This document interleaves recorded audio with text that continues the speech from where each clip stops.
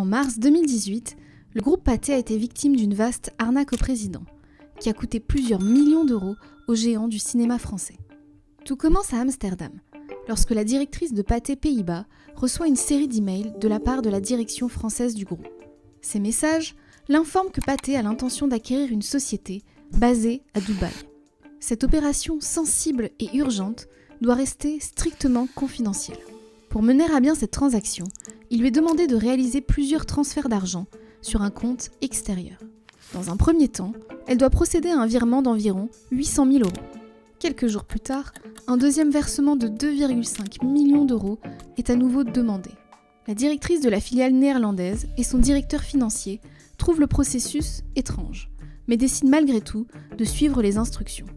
Dans les jours qui suivent, de nouvelles demandes arrivent pour finaliser l'acquisition. Au total, c'est plus de 19 millions d'euros qui vont être transférés. L'escroquerie est découverte lorsque le siège français demande des explications sur les fonds transférés. C'est à ce moment que la filiale néerlandaise découvre qu'elle a été victime d'une arnaque au président et que le projet d'acquisition à Dubaï n'a jamais existé.